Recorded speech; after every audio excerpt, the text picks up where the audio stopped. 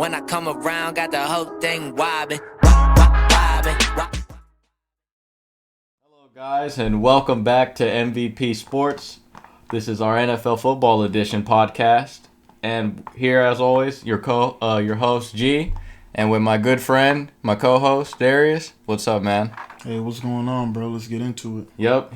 Let's start off with some headlines, and before we get into that, our condolences and our prayers go out to the victims and the families affected by the Santa Fe High School shooting. Literally within 30 to 40 minutes of where me and Darius live, and it's such a sad thing to know that it happened this close, but also around the country it's been happening quite more often than it should.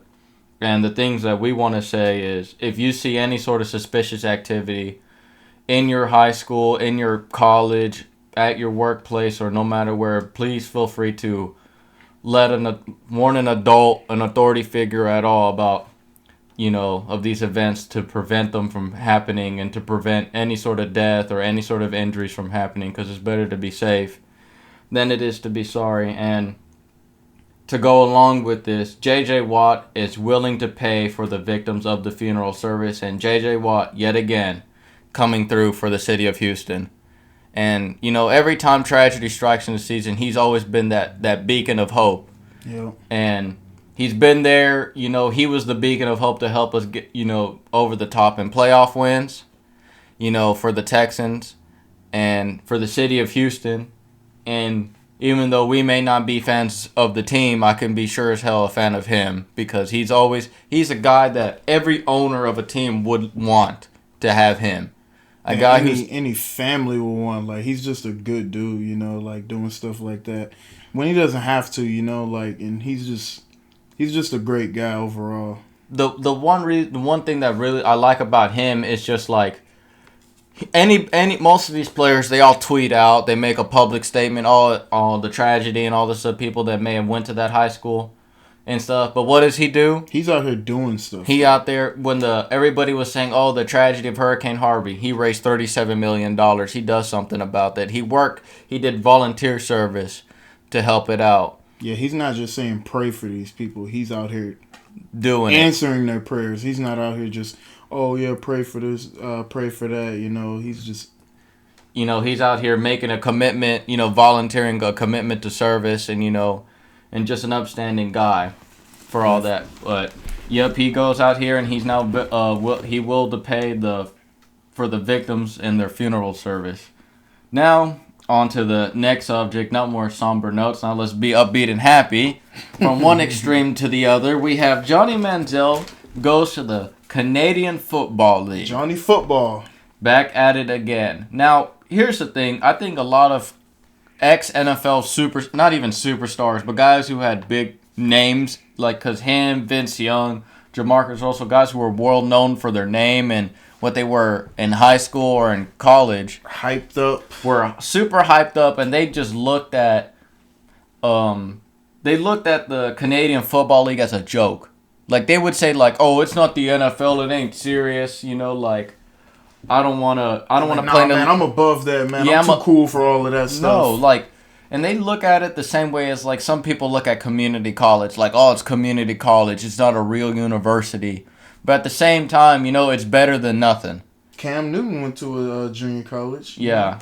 And so, but at the same time, Warren Moon was highly, was undrafted, wasn't even talked to, said he wasn't, all these bad reports about him, and it was completely falsified statements backed on because based on the color of his skin. They say he wasn't smart, he wasn't athletic, and didn't have a strong arm. Yep. Warren Moon is known as having the strongest arms in all of NFL history.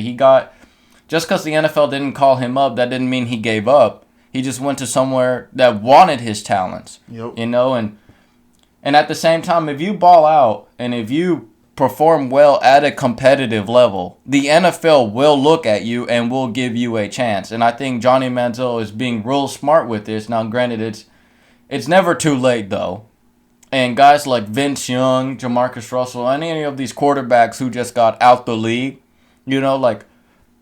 that's an opportunity that, because one, you're more than likely going to be a bit more gifted and more athletically, gifted than all those guys out there in Canadian Football League. You know, you may already have an edge over everybody else. You know, a guy like if Colin Kaepernick really wanted to play football and really prove himself, there's no doubt about it. He can win a Grey Cup, which is their equivalent of a Super Bowl out there. And I really think that a lot of ex-players, ex-QBs, you know, should look at that as an alternative to prove themselves. Because because it is the second most competitive league until the NFL makes a different league or NFL Europe or something like that in the past. Until then, I think the CFL, it's always looked down upon just because it's, I'm not getting paid as much as I deserve. Well, maybe that's the reason why you're not getting looked at is because you're worried too much about money or you're too worried about your status, you know. And once you put that aside and you're worried about playing ball, you know, then you'll get looked at by a team, and then you'll be given the opportunity to play. CFL lives matter too. Exactly. CFL lives matter too. Now, speaking of an ex-Brown, the Cleveland Browns have decided that they're going to be on Hard Knocks this year. Oh, wow. I can't wait. Now we get to see the incompetence and the behind-the-scenes footage of how a team goes 0-16. But you know what? There's nowhere to go but up, to be quite honest. This is true.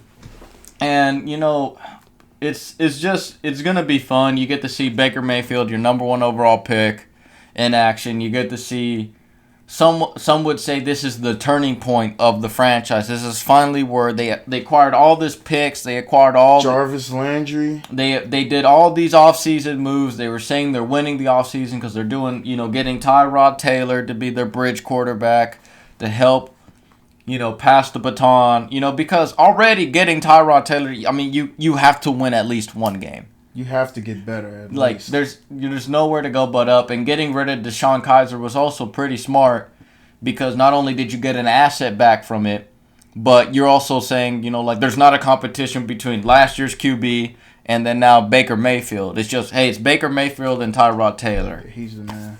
It's too bad Joe Thomas finally kicked the bucket. You know, not kicked the bucket, but retired.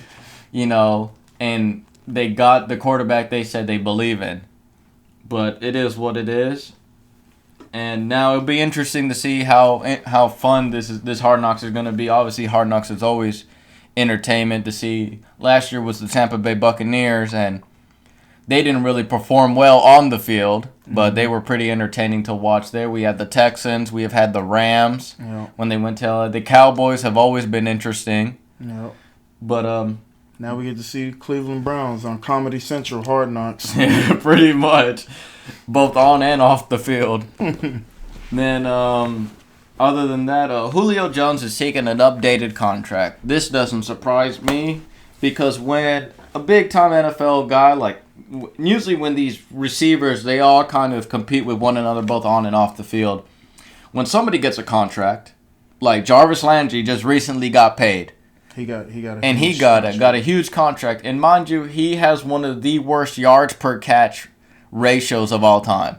He catches like over 100 balls a year, like in the 110s to 120 range, but hardly gets over 1,000 yards receiving. Wow. Where a guy like Ted Ginn catches only 55 balls a season and has 1,100 yards receiving. You know, so it's kind of like you can understand where Julio Jones and guys who are now getting underpaid compared to him, they're like, you're telling me this guy is getting top 5 wide receiver money. Even his best friend, Odell Beckham Jr., he's still waiting on his bag too. Yeah, and but at the same time, when you're under that rookie contract, it's hard to, negotiate that because the team kind of has the upper hand in that situation. It's like, hey, if you don't play for us, you don't play for us, Or we can trade you if you really don't want to sign with us, which a lot of people predicted he was going to go to the Rams or to a different team because they felt like he was too much of a head case and, in the team direction. But now that they are moving into a different direction and trying to compete, having Saquon Barkley, and they feel like they can make a Super Bowl run. But we'll get into their power rankings once we get to theirs. Yeah.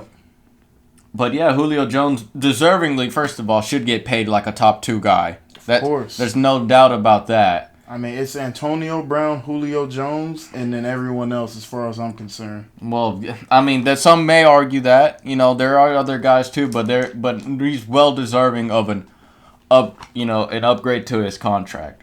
Now, speaking of other wide receivers that played in the NFC South, Vincent Jackson retired, and coming back from last podcast we talked about, I believe it was D'Angelo Hall retiring. Yep. And now Vincent Jackson retires. He played with the Chargers and the Buccaneers, more so with the Chargers.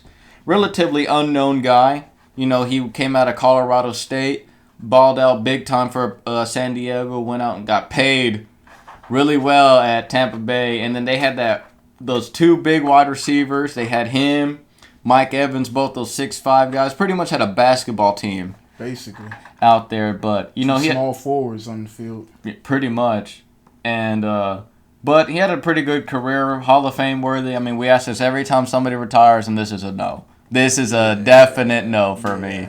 It's a no for me, dog. Because if you look, he played in the 2000s, like I always say about when a player retires, you got to compare him to the other receivers at the time. Reggie Wayne, he ain't better than him. Not even close. Terrell Owens, nope. No. I mean, you could almost argue like even guys like Chad Ochocinco are like better than him. Andre Johnson, definitely. Randy Moss, who also played relatively in the same. One of the GOATs. Yeah. And so it's, and other receivers also throughout, the league are still, that we haven't mentioned, that are relatively a bit better than him. And those are the guys that to me are Hall of Fame worthy or already in the Hall. Yep. He had a good career, that's and that's all you can ask. Some people. Yeah, and he made his money, made his bones, and and had a great career in the NFL. And the fact that he had the opportunity to play, some people are just blessed. Yep, what they say, NFL stands for not for long. He played for a long time, so hey, that's I believe over 10 years. He played in the league for over 10 years. Oh, yeah, because I remember hearing about him when I was a kid. So yeah, when he was with the Chargers. No. Speaking of other receivers as well, Terrell Owens is surprised that Jason Garrett is still the head coach with the Dallas Cowboys. I'm not surprised to hear that from Terrell Owens. Yeah, of course. Terrell Owens, obviously, just loves to talk all the time, wants to be in the spotlight even when he's not in the spotlight. Of course. Every time he has a workout video, he always says he's coming back, comeback season. But let me tell you this about Terrell Owens. If you ever seen his work ethic and you ever seen how hard he works, he does look like he can play. Now, the only problem is he looks like it, but we may not think he can play. But at the same time, if the Browns went 0-16, I'm pretty sure he would at least been a competent receiver on the team. He could at least get 3 touchdowns in 1 year. Oh, probably so. But he's not surprised that Garrett is still the head coach. Some Cowboy fans are also maybe surprised about that too, and I'm not surprised that he's still the head coach because, the owner, Jerry Jones, tends to hire his boys, people who will listen to him. Yeah. And Jason Garrett is just like, it's kind of like that's the coach's son. Yeah. Jerry Jones is the coach, and that's the coach's son. He listens to Jerry, and whatever Jerry says, and that's what goes. Yeah. So that doesn't surprise me that Terrell Owens is upset. Terrell Owens is probably going to say that he should be the head coach next time, and he could take Dak Prescott to a Super Bowl or whatnot. Yeah, he's got a lot to say. Yeah. But that's it for headlines.